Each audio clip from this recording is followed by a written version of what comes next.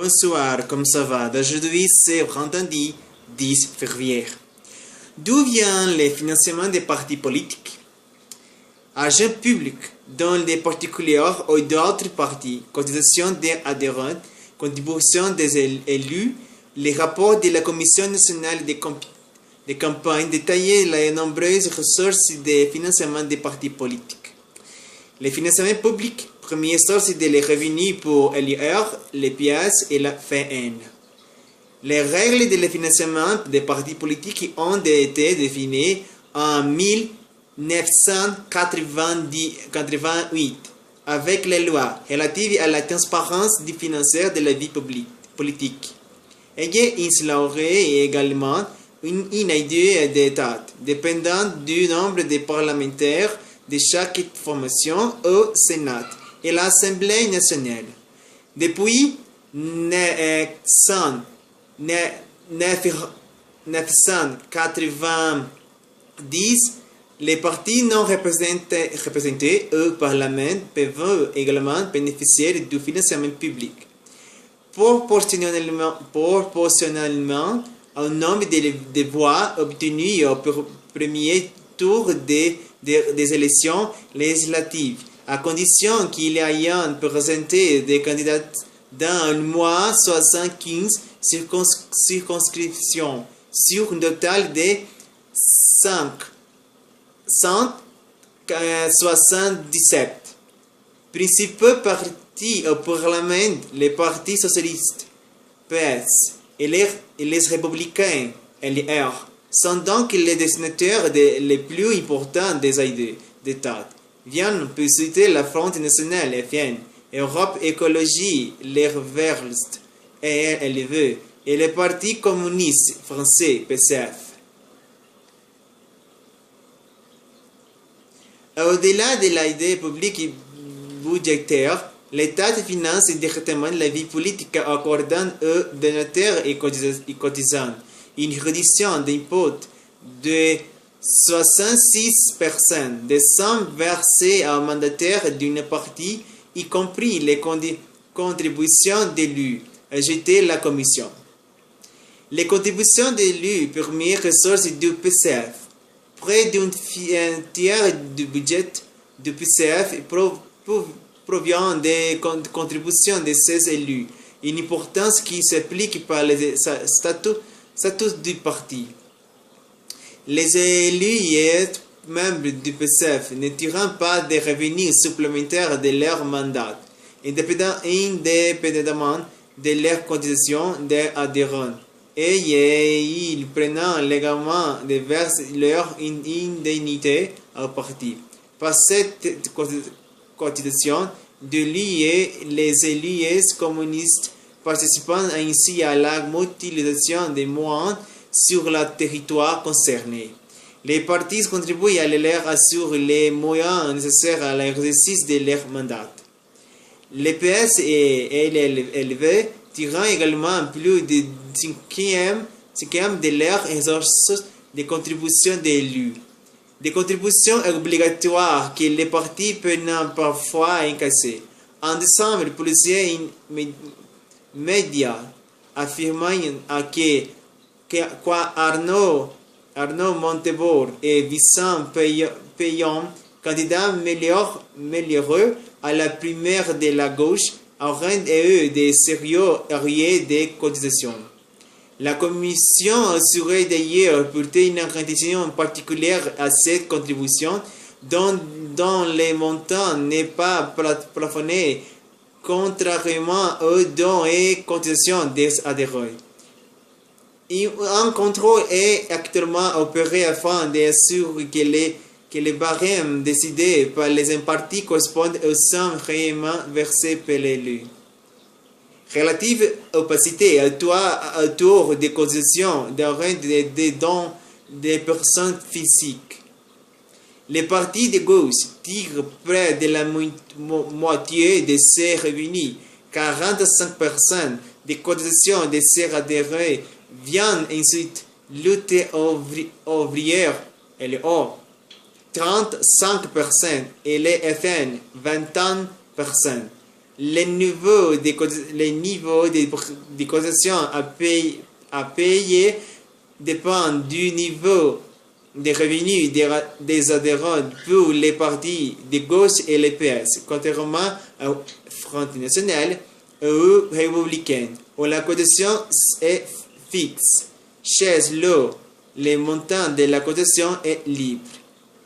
Indépendamment d'une addition, les particuliers peuvent également participer à un effort des dons ponctuels. Ils représentent plus de 5e des recettes pour LR de 22%, les PCF 21% et les LA 24%. Au contraire, les PS 2% et les FN 4%.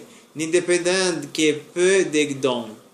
Depuis la loi du 11 octobre 2013, la somme des dons et des cotisations ne peut excéder 7 500 € par personne et pour un ou plusieurs parties. Avant cette loi, le montant maximum d'un don était de 7 500 € par parti politique, ce qui permettait à une même personne de verser des dons à plusieurs partis politiques dans la limite de 7 500 € par an pour chaque parti. Expliquer la Commission. La possibilité de faire des dons multiples a participé à l'éclosion de nombreux micro-partis proches des grands partis, comme l'association des amis d'Éric Cloty, par exemple. Le nombre de partis est passé de 28 en 1990 à 408 en 2013. Aujourd'hui, la France compte 450 ans.